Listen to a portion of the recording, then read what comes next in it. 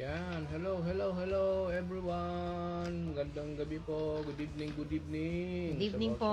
atin. Po at welcome po sa ating pong Global Harvest Goshen Ministry Q&A podcast. Ang podcast po na ito ay naglalayon na ikaw at ako ay mapalakas, mapatibay, mabigyan ng mga practical tips, no, sa mga tanong at sasagutin natin mula sa banal na kasulatan. Shout out ka muna, dear, sa kanila. Okay, good evening po. Sabi ko ay blessings and favor from the Lord to each one of us po. So shout out ko po. Hello, good evening, Sis May, at Irish, Ate Judy, hello, Kuya Virgil, Dorcas. Hello po sa inyo. Auntie Prasing, hello, good evening, Auntie Prasing. From Talabutab Norte, and Natividad. Brother Gilbert de los Santos. God bless Hello you. po. At sa mga magjo-join pa po, ang dalangin ko ay maging maayos po yung ating internet connection para magkasama-sama po tayo muli. Ito po ang inyong lingkod, Pastor Edric. At si Beth po. Ayan, at kami ay nalulugod, nagagalak. At kami po ay makapagdala po sa inyo ng ating podcast for tonight. Very interesting ang ating podcast. Ito ay continuation, dear, no, sa ating pong pinag-uusapan sa Romans chapter 8. So tonight ay pag-uusapan naman natin yung isang serye pa nitong Romans 8:31 na ang tanong ay, kasama ko si Lord, kaya ko ba talaga? Yan ang tanong natin. Sige, hello, Pastor Jesse. Good evening. Yeah, Pastor Jesse, teacher yan. Ano ba si Pastor Jesse Bunyag? Isang teacher yan dyan sa Tarlac. Hello, Brother Jesse. Pastor siya, tas teacher. Oo. Okay. Pastor na, teacher pa. Saan ka pa, di ba? Ano yun para sa akin, siya perfect combination ng isang manggagawa. Andyan si Kuya Wally. Kuya Wally, good evening. Po. Si Ate Lynn, Pastor Lynn Malonzo. Good evening, Pastor Lynn. Sa inyong lahat, salamat po sa inyong walang sawa na pakikinig at pagsubaybay dito po sa ating Global Harvest Goshen Ministry Q&A podcast. Sige, mag-pray ka muna, dear. Pray muna tayo. Hello, Uncle Rudy. Sige natin si Beth na manalangin po sa atin. Let's pray. Tayo po'y manalangin. Manalangin po ako, then ipanalangin nyo rin po kami. Sige po, let us pray. Oh, hallelujah, Abba Father, our God, creator of heavens and earth, the God Almighty who loves us so much. Hallelujah, Lord Jesus Christ, our beautiful Savior, our defender, our healer. Oh, hallelujah, God the Holy Spirit, our great help, our comforter, our advocate, our mentor. Oh, praise God, hallelujah. Maraming salamat po, Panginoon, for this is the night, this is the day that you have made, oh God. You are our loving God, caring, maasikaso, mapagmahal, mapagmalasakit. You are the God who always with us. You never changes, oh God. You always love us, oh God. Maraming salamat, Panginoon, for the healing done sa bawat sa amin, Panginoon. And thank you, Lord, for this is your appointed time for us, your finest hour, oh God. Father, I declare an open heaven in our midst, in this platform, O God. And Lord, palagi ko pong pinagpe-pray, O God, na open heaven din, Panginoon, na iparanas niyo po sa aming mga kapatid diyan po sa kanilang pong tahanan. Lord, we declare, O God, that our places, O God, is a holy ground, a holy place, O God, because we are worshiping a holy God. Amen. And Father, cover us with your precious blood, O Abba Father.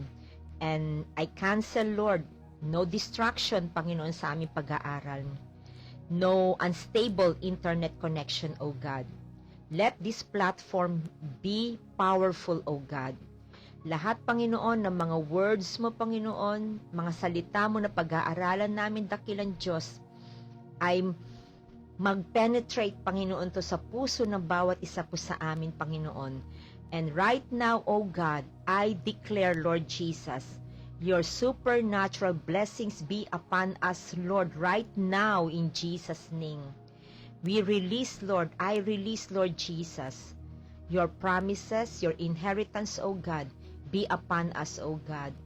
Let the fruit of the Holy Spirit, O God, mold us, shape us, O God, into Christ-likeness, O Lord. Maraming salamat po, Panginoon, at sa mga kapatid pa po namin na on the way, Lord God, ingatan niyo po sila sa kanilang paglalakbay. Let your angels guard and protect them, O God. And thank you, Abba Father, thank you, Lord Jesus, and thank you, God, the Holy Spirit. Change the atmosphere, O God, because it's all about you, O God. And we look upon the Lord Jesus Christ. This is our prayers, my prayer and declaration. In Jesus' name I pray. Amen and amen. Amen, amen, amen. Yan. Muli po, a blessed, joyful, victorious, and evening or morning or afternoon sa bawat sa atin. Shout out ulit sa inyo po lahat. Thank you very much po sa inyong patuloy po na pagsama sa amin tonight. Andyan si Sister Josephine. Yan. So, hello. Shout out to you, kanina Sister lang magkasama Josephine. tayo sa platform. Diyan din si Sister Jessica. Ayan. Sabino Jessica. Caballas. Yes, si Jessica. Okay. Good evening Hello, po sa inyo Jessica. lahat. Okay. Okay. Sa mga friendster mo ba yan? Friends sila ni si Sister Jessica, friend siya ni Pastora Jenny Lynn. Sa Aklan. Yes, sa Aklan. Taga-Aklan po salamat sila. po. At itong mga kapatid natin mula pa sa Aklan, si kapatid na Jessica. Yes. Okay. Salamat po sa inyo. Share po niyo itong link sa inyong mga kaibigan, mga mahal sa buhay, para yes. Sila rin po ay makabahagi sa ating Yes. podcast for tonight. Alright, sige po. Dear, tanong ko sa iyo, na-experience mo na bang may laban ka na? Parang siguradong talo ka? Yung tipong sa school, sa trabaho, School. o kahit sa buhay mismo, sa ministry, feeling mo parang wala kang kakampi, o kahit sa pamilya, parang wala kang kakampi. Yes. Parang lahat kontra sa'yo, at laging parang may hadlang, di ba? Nakaka-relate. Kayo ba, feeling po ninyo, parang wala kang kakampi, parang lahat ng tao kontra sa'yo, o parang may mga hadlang sa buhay mo. Pero imagine this, paano kung malalaman mo ang kakampi mo mismo ay ang Diyos? Iba yan, Pag ang kakampi mo ay ang Diyos, di ba? Wow, hindi ba biglang nagbabago ang atmosphere at ang nagbabago ang confidence mo? So, alam mo ba na madalas nating sabihin din na kaya ko to.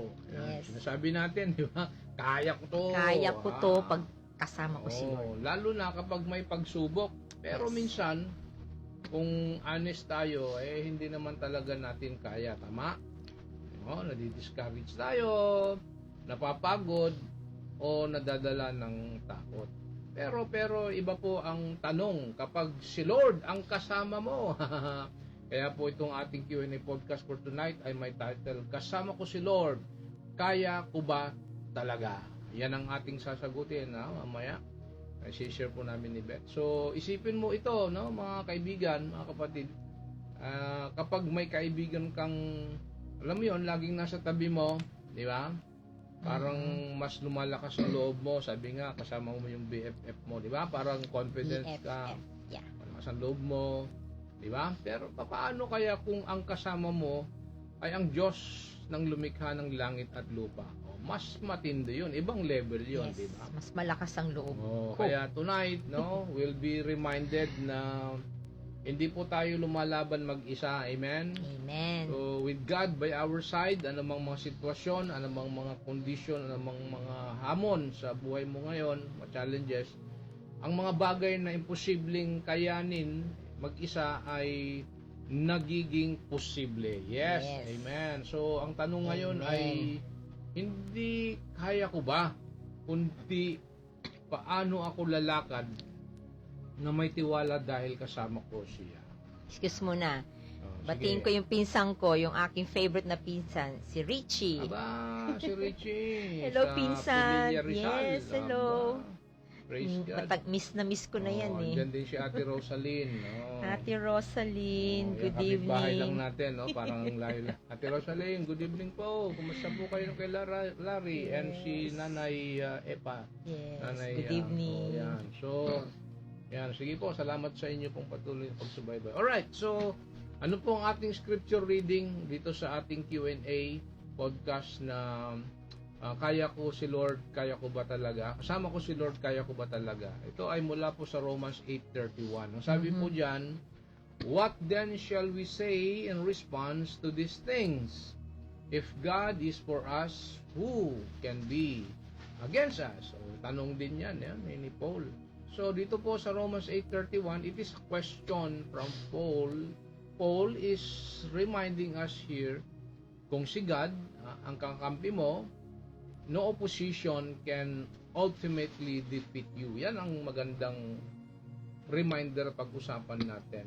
So, sige, mag-share kami ni Beth, tatlong sagot sa tanong na kaya ko si Lord, kaya ko ba talaga? Alright? O, mauna ka na, dear.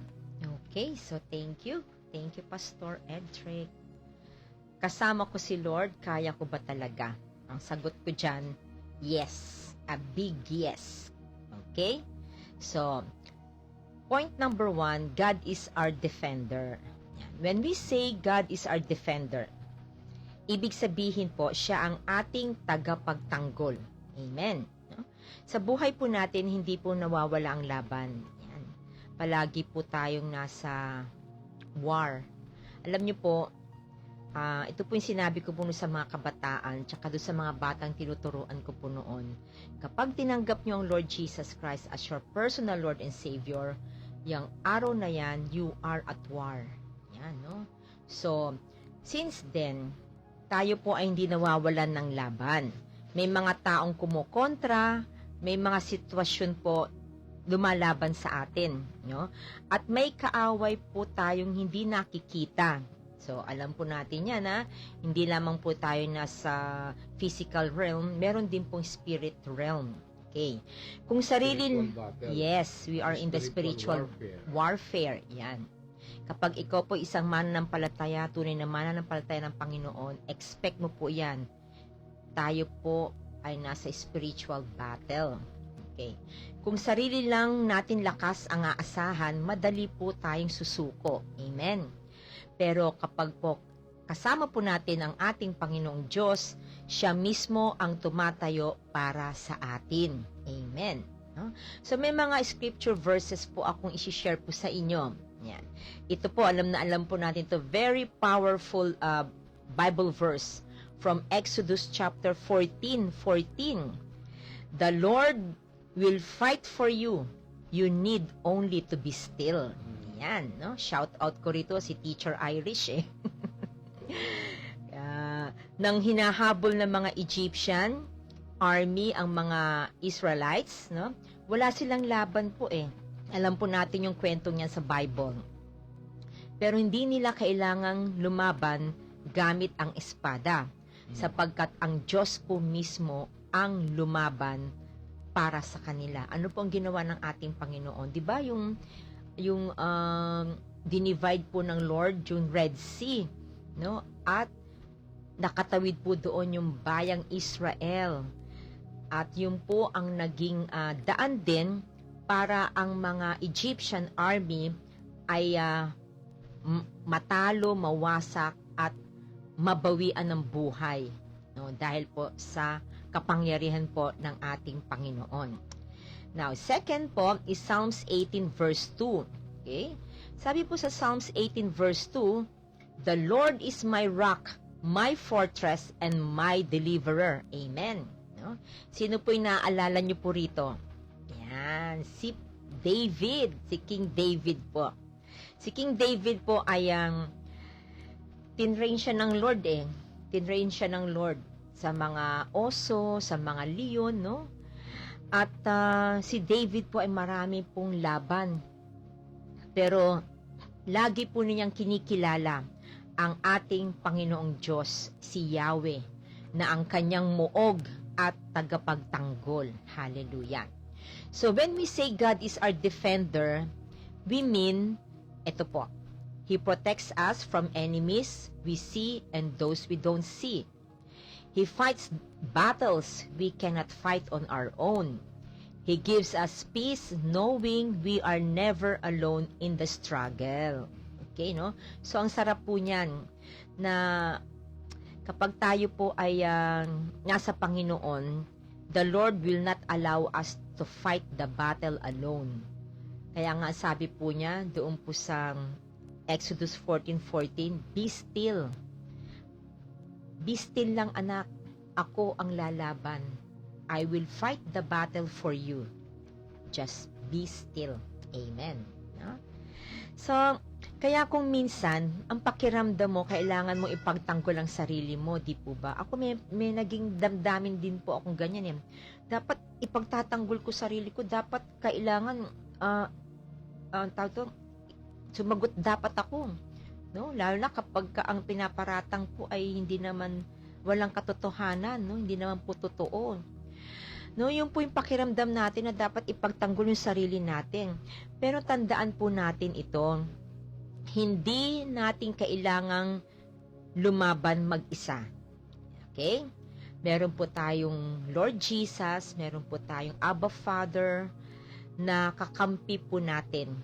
At kapag siya po ang lumalaban para sa iyo, ay tiyak po ang tagumpay. Amen. No? So, minsan may feeling naman tayo na wala tayong kakampi. Parang walang kumakampi sa akin. Yung mga in-expect ko na mag-i-stand sa akin, hindi naman nag-stand. Yung in-expect ko na dedefensahan ako, hindi naman nila ginawa. Iniwan nila akong mag-isa. And tandaan din po natin, even our Lord Jesus Christ, naranasan din po niya yan sa kanyang mga 12 disciples, di po ba? Pero in reality po, si God mismo ang tumatayo po bilang ating defender. Hallelujah, no? Siya po ang ating tagapagtanggol. Kapag ang Lord Jesus, si God ang ating defender, sino po ang makakatalo po ng laban na yan? Tagumpay po palagi. Yan. So, meron po akong short illustration. May isang bata po na laging inaaway ng mas malalaking bata, estudyante sa school. Naalala ko po yung nakaraang balita, no? Yung 3 high school students, di ba? Binuli po yung isang elementary pupil, no? Imagine niyo po yun, no? So, lagi siyang tinutokso, kinukuha ang baon niya, at dahil maliit siya, wala siyang laban. Very rampant po ito sa school, yung bullying, no? Mga ganyan, no? Grabe. And siguro kahit sa mga offices, sa ang area, pero mas evident po kasi ito sa school Pero isang araw, based po to sa illustration ko po ito pero isang araw, habang inaabangan po siya ng mga mangbubuli sa kanyang, dumating po ang kuya ng batang maliit na to, na isang varsity player. Yan. So, yung kuya niya, dahil player po ito, malaki, no? Malakas at kilalang matapang. Tumabi po itong kuya sa kapatid niyang maliit at sinabi niya, kung may gagalaw sa kapatid ko, dadaan muna sa akin. Tapang, ano? So, yung pong nambubuli, biglang tumahimik. Natakot po sila At, ano pong ginawa nila? Kumaripas po ng takbo. Okay. So, hindi dahil lumakas bigla yung kapatid na maliit, no? Kundi, dahil may mas malakas na nagdepensa sa kanya. Yun ang kanyang kuya. Yan. Kaya masarap na may kuya Yun, no? So, ganun din po tayo kay Lord. No? Ganun din po si Lord din sa atin. Minsan, iniisip natin na kailangan natin ipagtanggol ang sarili sa lahat ng laban. No? Naranasan nyo na po iyon? Yung bang itinikom ng Lord yung mouth mo? Kasi ang gusto ng Lord, ang panlaban mo sa kalaban mo ay katahimikan, silence. No? Sabi nung nagkukwentuhan kami magkakapatid, dumating po kasing kapatid ko, sabi niya, silence is the best weapon sa mga taong nang iinis. sa mga taong nang aasar, sa mga taong nang bubuli, sa mga taong nang aaway. Huwag mo sasagutin yan. Naku, sabi niyang ganyan, no? Kaya tatawanan kami, pero may katotohanan po iyon. No? So, tandaan po natin palagi na ang ating Diyos na siyang makapangyarihan sa lahat, siya po ang a big God at siya ang tumatayo sa tabi natin para ipagtanggol tayo sa lahat ng labanan. Maging ito ay physical fight or spiritual fight. Amen, no? So, ano pong application po nito? We are the same with God. That doesn't mean there is no fight, but we have assurance God is standing on our side. Amen. And with His angels, no? Ako palagi ko po yung sinasabi sa mga anak, lalo po kay Mariel, God is with you, and the angels of the Lord, ang iyong guardian, will guard and will protect you. Sa harap mo, sa likod mo, sa gilid mo, sa taas, no? Lahat papalibutan ka ng angels of the Lord, no? So, kahit may laban, may katiyakan po tayo.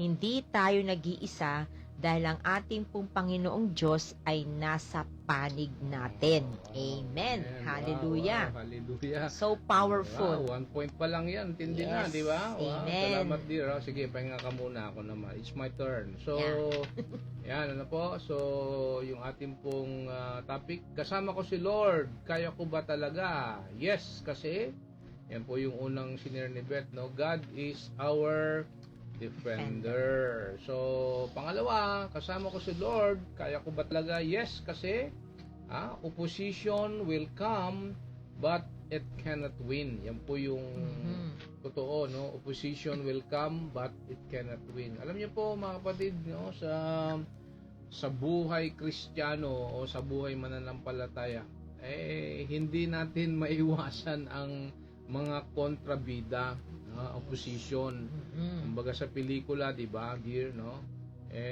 May mga kontrabida, may bida, may supporting, mga ganyan, no? So, Jesus himself, no? Sabi po ng Panginoon in John 16:33, no? In this world, you will have trouble. Yes. Maliwanag yan, sa mundong ito, you will have trouble. But, ito yung maganda sa sinabi ng Panginoon, John 16:33. But take heart, I have overcome the word. Amen. Yon ang deklarasyon at pangako ng Panginoon, no? Kahit merong gulo sa mundong ito, ang pangako ng Panginoon, but take heart. Diyos na nagsabi noon, si Jesus Yes. na. Amen. But take heart, I have overcome the world. So, alam niyo po, opposition will come, ano? Ibig sabihin, opposition will come, maaring galing sa tao. Ano yung mga opposition na galing sa tao? Criticism, rejection, or even persecution. Yes. Yan ang mga opposition galing sa tao. Maaring galing sa sitwasyon. Ano yon? Financial, struggles, sicknesses, or failures. Yes. Yan naman po yung mga opposition na galing sa sitwasyon. Ano pa yung opposition na galing sa kaaway? Yon, Satan wants to discourage, no? Distract, and destroy. Yan po yung maaring tinitingnan natin na mga opposition na manggagaling. Galing sa tao, galing sa sitwasyon, galing sa kaaway. Pero ito ang magandang balita. Yan, this is the good news. Ano po? Opposition cannot win. Yes, Merong, amen. aminin natin, no? Let us be honest. Meron talagang opposition. Pero hindi siya mananalo sapagkat merong magandang balita. And what is the good news? What is the good news?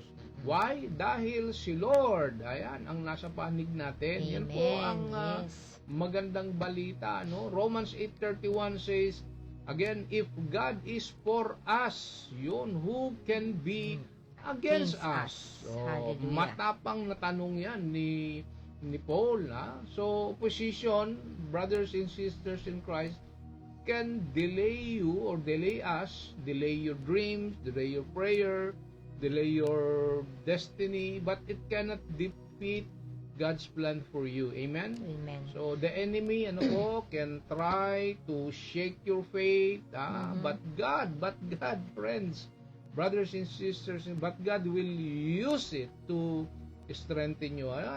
Tingnan nyo po ito.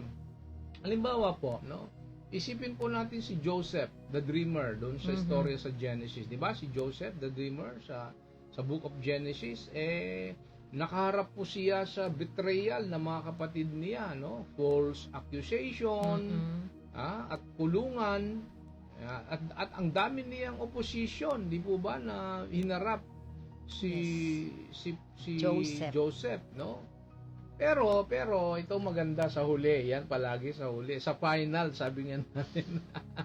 Sa final, sinabi niya sa mga kapatid niya, sa Genesis 50 verse 20, "You meant evil against me, but God meant it for good." Amen. Wow, ganda ng statement ni Joseph, So yes, mga kapatid, so yes, opposition will surely come, okay? Amen. But because God is our defender, dahil siya po ang ating kakampi at hari, wala itong huling salita.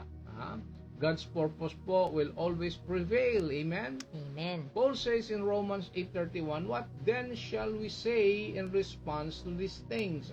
Sabi niya, if God is for us, who can be against us? So, ibig sabihin ni Paul, Paul didn't say na walang laban, walang opposition, Ang sabi niya, who can be against us?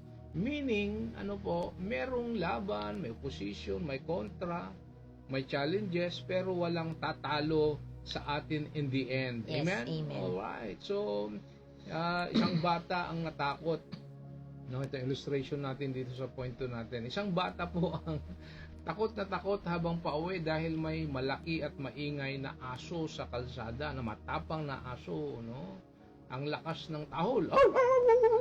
Sabi niya doon sa...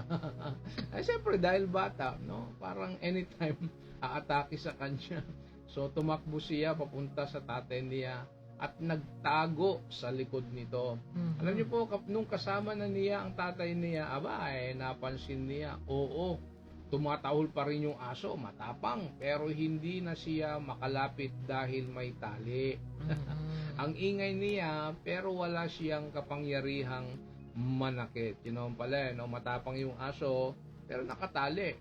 So, ganun din ang opposition, Mga laban sa buhay natin, mga kapatid, mga kaibigan, parang aso na maingay, at nakakatakot, Ano yun? Criticism, persecution, problema, spiritual attacks, They can bark, They can bark like a dog, but they cannot bite. Yan. Kasi, the Lord ang ating defender. Amen? So again, Romans 8:31, reminds us, if God is for us, who can be against us? Ano ang application natin dito sa point 2 natin, Opposition, sabi ko nga po, ulitin natin, opposition, challenges, welcome, but because God is with you, with us, it cannot win. Amen? Amen. So, ang mga laban po at pagsubok ay darating, Pero dahil kasama po natin ang Diyos, kapatid, hindi ka matatalo. Amen. Sure na sure yan. Siya po kasi ang nagbibigay ng tagumpay sa bawat isa po sa atin. Amen. So, yan po yung ating second point. Ikaw na, pangatlo, dear, and last. Amen. Naalala ko yung lesson po nung, kailan ba to? Tuesday. Sa ano pala po yun? Yung, kalimutan ko na. Ayan si Gemma, Shout out tayo kay Hi. Gemma Q. Hello, Ate Gemma Q. Sister Jelly. Good evening. Hi, Precious. Nandiyan ka ba, Precious? Praise God. Okay. So, continuation po, Review ko po muna. Yung first point, ano po yung first point? God is our defender. Second, opposition will come, but it cannot win. Okay? Then, point 3, confidence is not in ourselves, but in God. Amen. Okay. So, by nature, gusto nating umasa sa sariling lakas. Yan po kasi yung human nature po na yung kaya ko to, magaling ako eh. Mahusay ako. Mahusay ako. Naku, Talented ako. sa talino ko, matatalo ko sila. Tsaka marami akong resources, marami ako. Yun po yung nature po kasi ng tao. Pero ang katotohanan po, limitado po ang kakayahan natin. No? We have limited resources, lalo na sa ating strength. So we get tired, we fail, and sometimes we lose courage. Yan. Kaya kung sarili lang po natin, yung confidence ang aasahan, mabilis itong mauubos. Okay? Sabi po sa 2 Corinthians chapter 3 verse 5, not that we are competent in ourselves to claim anything for ourselves, but our competence comes from God. Hallelujah. Si Apostle Paul po, nire-remind po niya tayo na lahat ng kakayahan at tagumpay ay hindi galing sa atin. Okay, ulitin ko po yun, no? Lahat ng kakayahan at tagumpay ay hindi po galing sa atin. Ang lahat pong ito ay bigay po ng ating Panginoong Diyos, no? It comes from the Lord. Sa Lord lang po lahat po ito. Yung lakas po natin, yung talino, yung wisdom po natin. Sa Panginoon po lahat ito. So, ibig sabihin po niyan, our confidence is rooted in who God is and not who we are. No? Kaya dapat tawag ito, alam natin, remember who we are, no? In front of the Lord. Remember who we are in the eyes of God, no? And God is our confidence, no? Siya po 'yun. Siya ang makapangyarihan, siya ang matapat, siya ang tapat sa pangako, no? So ang ating Panginoon ay the greatest of all. Yan po. Our confidence, second, grows because God never fails. Amen. No? So people may fail us. Totoo po 'yun, no? Even when we may fail ourselves, pero hindi kailanman babagsak ang ating Panginoon. At ang isa po doon, hindi tayo ibabagsak ng Lord. Hindi niya po tayo iiwan. Kanina doon po sa devotion ko, sabi ko, Lord, mag-whisper ka naman sa akin kung ano bang verse, scripture, pero song ang whisper sa akin ng Lord. Yung kantang I am chosen, not forsaken. I am who you say I am. I am a child of God. Yan, no? So, He will never fail us. Okay? So, yun tayo. Dapat always remember who you are. You are a child of God. And God is your God. God is your Abba Father. He is your defender. Hallelujah. So, our confidence brings peace. Yan. Kapag tayo ay ang confidence po kasi natin, ang Lord So, the Lord is the source of our peace. So, hindi mo kailangan laging patunayan ang sarili mo. No? Sabi nga po namin kanina ni Pastor, hindi mo kailangan patunayan. Be still and let God do the action. No? So, you just need to trust the one who is greater than you. Amen. So, greater is He that is in you than the one who is in this world. Yan, nakumpleto ko. Yun, no? Totoo yun. Sino ba yung nasa mundo na yan? Ang nasa akin, ang Panginoon. No? The greatest. The greater. Amen, no? So, when we say confidence is not in ourselves, but in God. Yun po yung sinabi ko po kanina. We declare, Lord, I cannot, but you can. Yan. Lord, hindi ko kaya pero ikaw kaya mo. Lord, napakaliit lang to sa'yo, sisiw lang to sa'yo Lord, imposible sa akin to, pero sa'yo hindi, Lord. Diba? My strength may fail, but yours never will. Diba? Sabi ganun Kaya, minsan po sa prayer ko, kapag ako'y napapagod din. Lord, yung lakas mo ang lakas ko. Lord, napapagod ako, pero lumalakas ako dahil yung kalakasan ko Sa iyo po galing yun eh.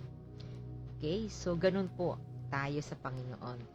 Ang confidence ng isang mananampalataya po, the true believers ng ating Panginoon, ay hindi sa sariling galing, pera, or connection, kundi sa presence of God. Diba? So, sa tao, katulad po nung may nag-send po sa akin ng message. Sabi niya, ang hirap, ang hirap pagka wala kang pera, binyan, yung pamilya mo na may pera, kapatid mo na may pera, o kaibigan mo, sila yung malakas ang boses eh. Ikaw tahimik ka na lang. No? Yun ang yun kasi yung talaga sa mundo, ganun eh. Pero not with God. No? Kapag tayo nasa presence ni Lord, tayo po ay kanyang palalakasin. And another illustration, mahilig tayo sa bata. Parang bata po na natatakot pumasok sa dark room. Syempre nga naman po madilim, no? Kahit ako po ako po noon, may fear po talaga ako pag madilim eh. Pero nung hinawakan po siya ng tatay niya sa kanyang kamay, itong bata pong ito naging matapang. Hindi dahil nagbago yung room, kundi dahil kasama niya ang kanyang ama. Diba? Kasama niya yung tatay niya at hinawakan po siya sa kamay niya. So, ganun din po tayo kay God. Kapag nag-iisa tayo sa mundong ito, no? Parang wala kang kasama, wala kang kakampi, merong fear. Pero kapag alam natin, nandyan si God, Lord, nandyan ka lang hawakan mo ako, Panginoon kasama kita, Lord. Kapag alam mo na kasama mo, Panginoon, matapang ka. Diba? Tumatapang ka eh.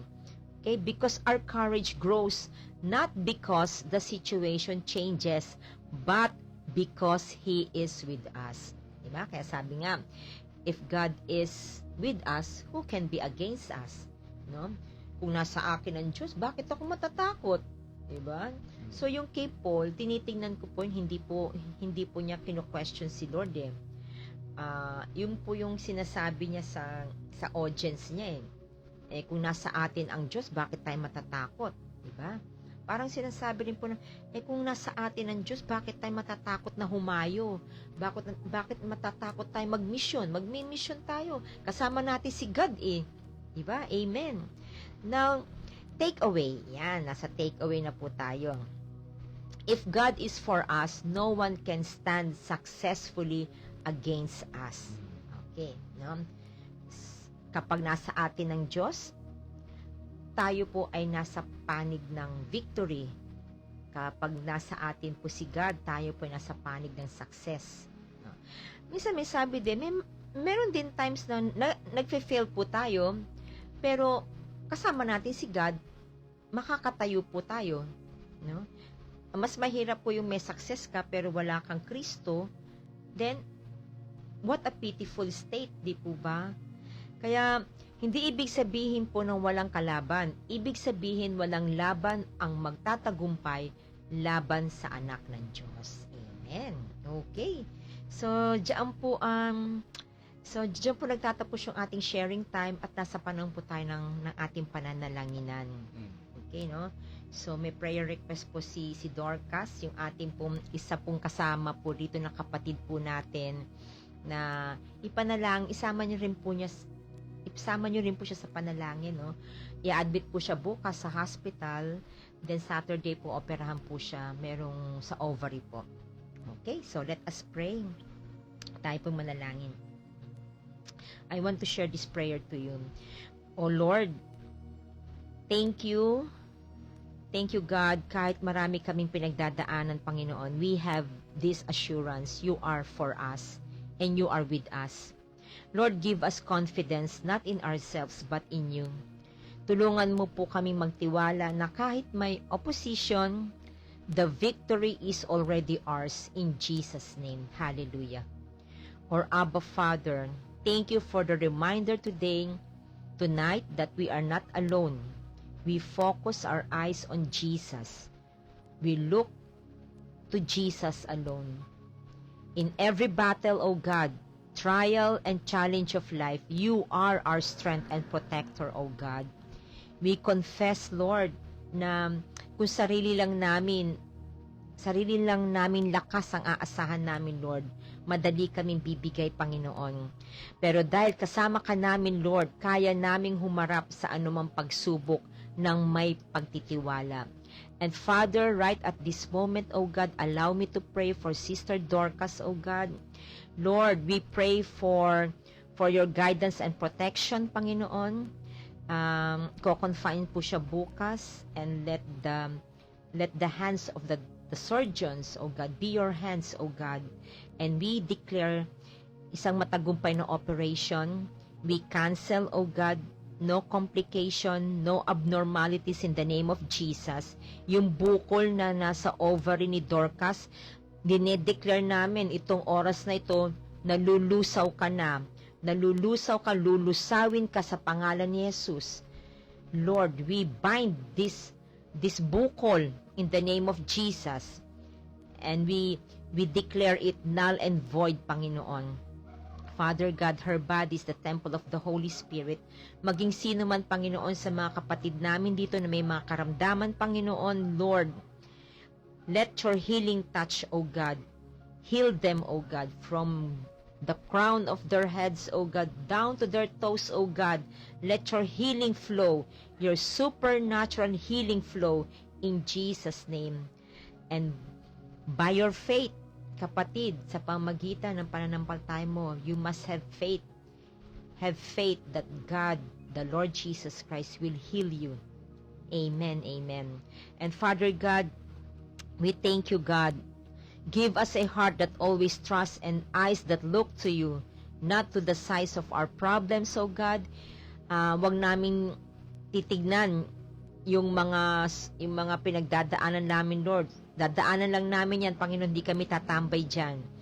And Lord, we shout, O God, the name of Jesus, and we command every stone, even the mountains, O God, to be removed in the name of Jesus. Remove, Lord, all distractions, all obstacles, Panginoon, in our spiritual journey, O God. Lalakaran lang namin to, Panginoon, nakasama ka namin, O God. You are with us, O God. You will always be with us. You will never leave us, O God. You will never forsake us, O God, because we are your children, O God. Hallelujah. And Lord, help us to live the truth that the Lord is with us. The Lord is with me. I can do it. This is my prayer and declaration, O God, in Jesus' name. Amen. Amen. Amen. Amen. Okay, sige po, at atin pong tanggapin ang pagpapala ng ating Panginoon. Brothers and sisters in Christ, as we go every day, remember ang pangako ng Panginoon. If God is for you, who can be against you? So walk in confidence, not in your own strength, but in the presence of the Lord who is always with you. Now, brothers and sisters in Christ, walk with courage and assurance, not because of your own ability, but because God who made heaven and earth is with you. And the grace of the Lord Jesus Christ, the love of God the Father, and the communion of the Holy Spirit be with you now and forevermore. Amen. Amen. And amen. Hallelujah. Praise Hallelujah. God. Hallelujah. So again po, thank you. Salamat po for joining us in today's episode of Real Q&A podcast po under Global Harvest Goshen Ministry. So kung nakarelate po kayo o may kilala kang kailangan marinig po ito, please kindly share this podcast with them, no? So don't forget to subscribe sa ating YouTube channel para hindi mo ma-miss ang susunod nating episode. So ito po ang inyong pong lingkod, Pastor Edric and Beth. Tandaan po natin, hindi po natin kailangan lumaban mag-isa. Amen. Totoo, mahirap ang buhay at dumarating ang mga hamon at laban. Pero hindi natin kailangang tanungin, kaya ko ba? Sapagkat ang sagot ay malinaw, kasama ko si Lord, kaya ko, talaga. Shalom and Shalom everyone. God God bless. Bye-bye po.